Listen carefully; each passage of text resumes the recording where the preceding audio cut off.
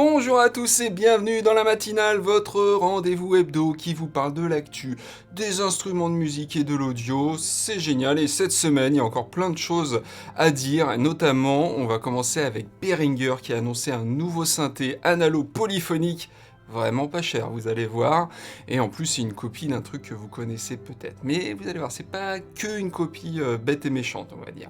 Il y a Strymon aussi, le constructeur de pédales américain, qui a annoncé une nouvelle pédale de reverb. Et là aussi, il y a un petit plus. Vous allez voir, c'est pas une pédale de reverb comme les autres, c'est le moins qu'on puisse dire. Et on va aussi parler d'un petit éditeur de plugins qui s'appelle Letimix et qui a sorti un plugin qui permet de faire des choses assez intéressantes. C'est plutôt dans la catégorie utilitaire, on va dire. Et enfin, on va parler du mouvement Alerte Rouge en soutien au monde du spectacle. Et tout ça, c'est après le générique.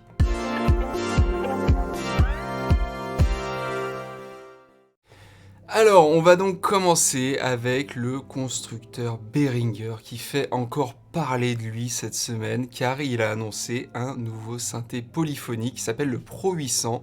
Et on n'a que des photos pour l'instant. Alors ils aiment bien teaser longtemps avant, quand même, Behringer, mais c'est vrai qu'on n'a que ces deux photos-là pour l'instant. Donc en fait c'est un clone du Sequential Prophet 600 qui était sorti en 1982. Mais en fait c'est un clone plutôt de la version qui a été modifiée par un développeur qui s'appelle Gligli, voilà, bien connu des connaisseurs.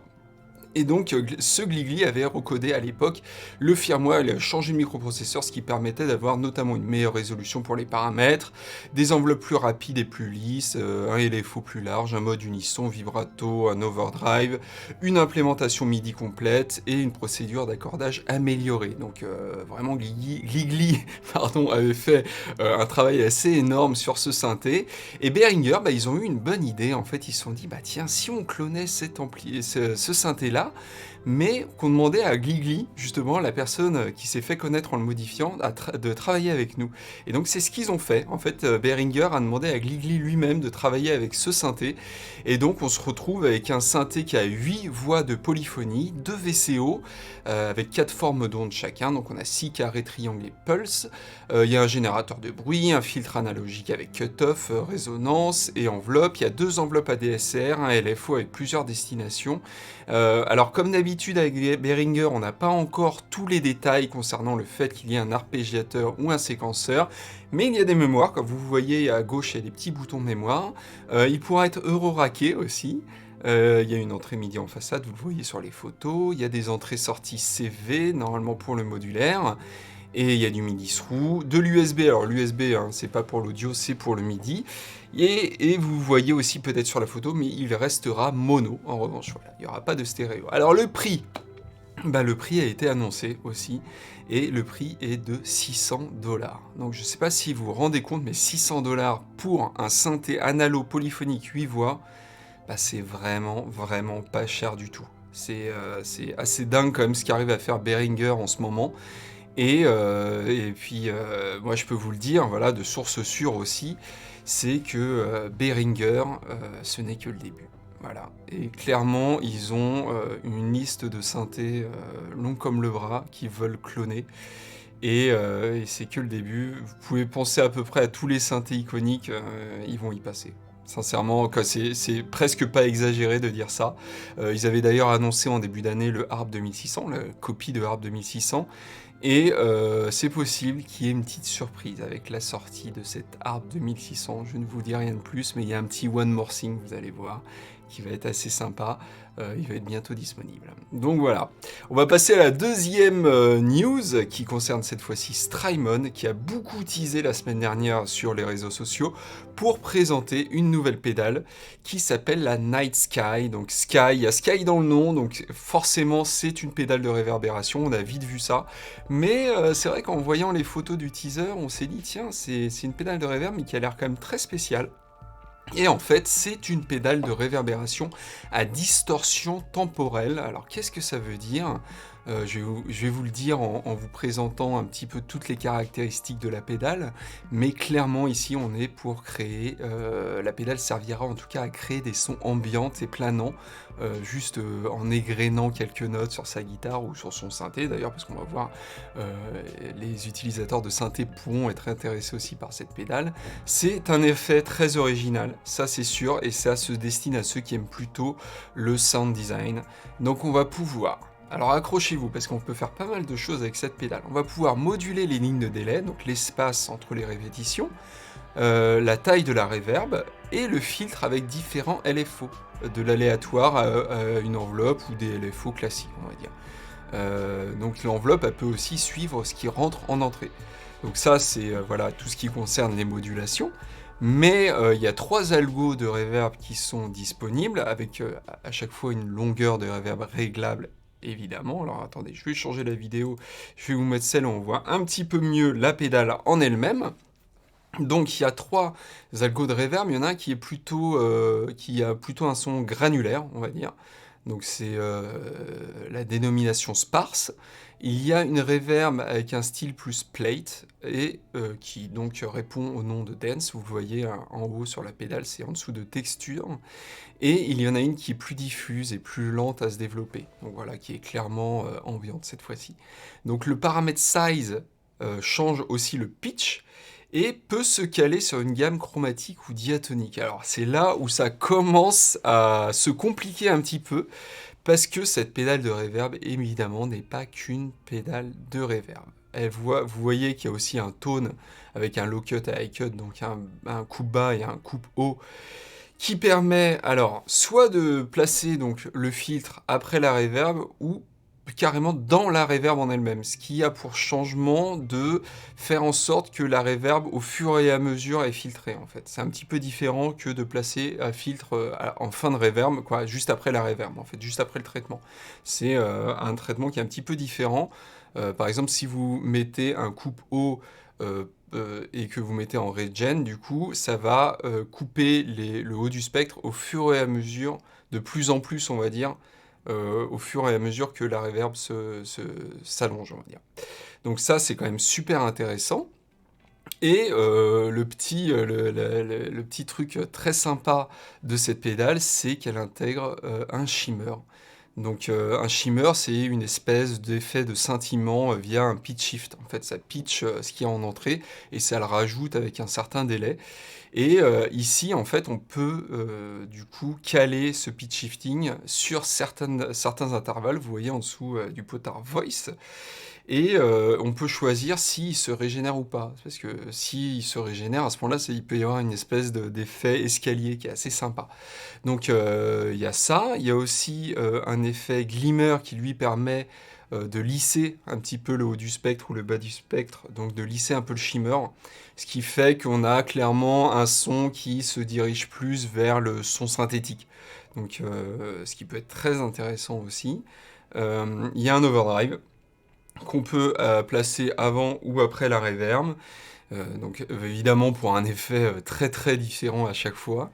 Et on peut, comme d'habitude, brancher des pédales d'expression pour voilà, bouger des paramètres. Il y a 16 presets qui sont disponibles. Il y en a encore plus en MIDI. Voilà, c'est compatible MIDI clock, comme les autres interfaces Strymon d'ailleurs. Et surtout, on peut rentrer en niveau instrument, mais aussi en niveau ligne. Donc ça, c'est plutôt cool. Et le prix de 429 $. La taille de la pédale, c'est comme la Volante, hein, donc c'est un petit peu différent de la Big Sky.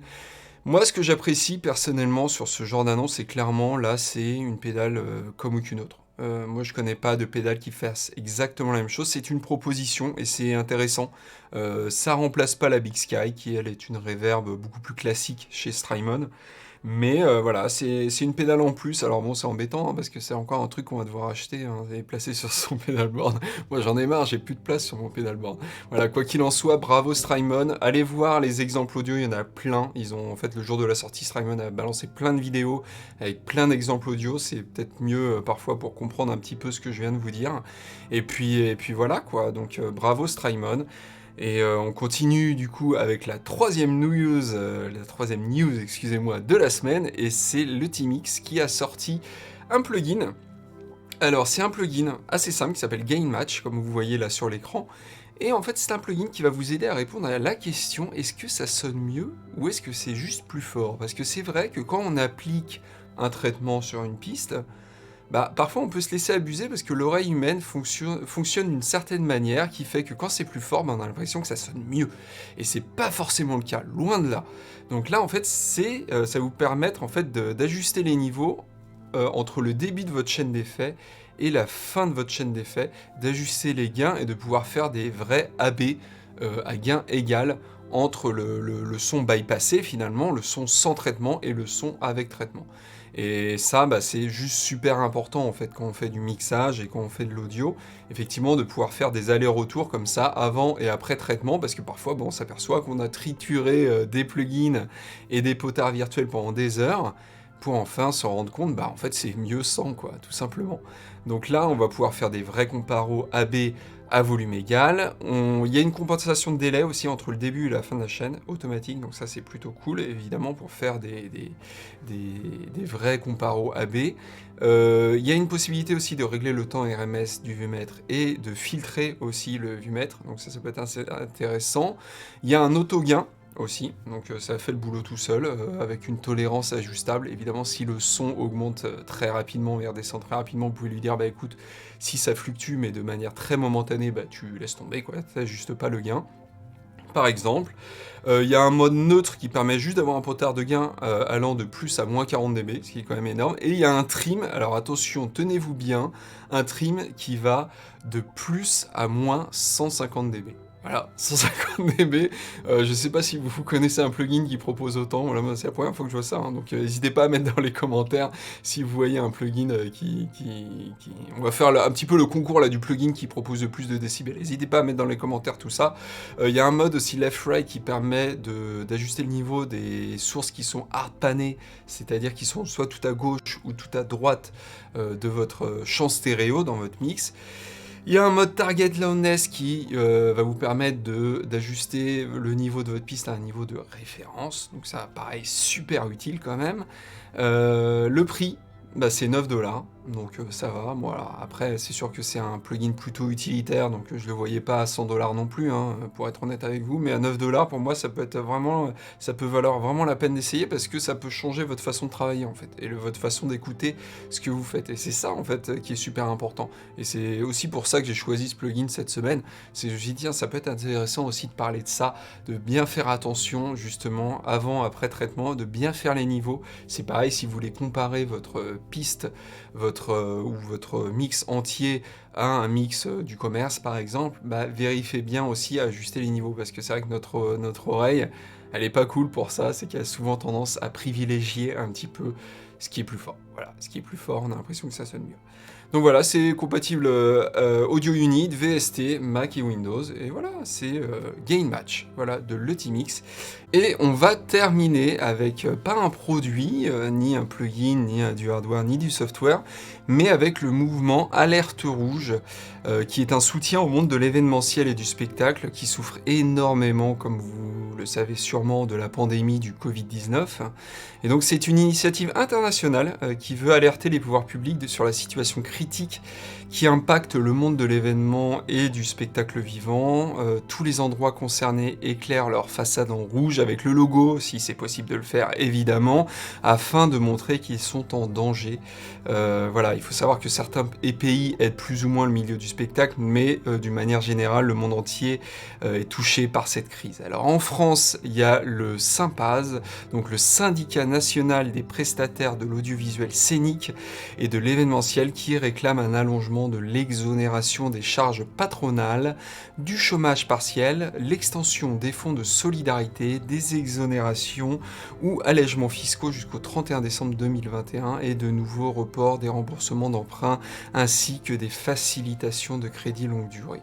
Donc évidemment, Audiofanzine s'associe au mouvement mouvement alerte rouge, et donc je me devais de relayer cette information dans la matinale. Donc voilà, j'espère que vous aimez aussi ce genre d'informations. En tout cas, si les hebdos, cette matinale vous a plu, n'hésitez pas à mettre un pouce bleu, à vous abonner à la chaîne. Je sais, on répète ça à chaque fois, mais si on le fait, c'est que ça fonctionne et que ça vous rappelle aussi. Peut-être, ah oui, tiens, il faut que je m'abonne. Mettez aussi la petite cloche pour être prévenu. Je ne sais pas si vous avez vu, mais sur la chaîne, il y a pas mal de choses qui bougent. On poste de plus en plus de vidéos. Ne vous inquiétez pas, on va aussi revenir avec les vidéos plus d'équipe. Et puis voilà, quoi. Passez une bonne journée. Et puis je vous dis à la semaine prochaine. Ciao.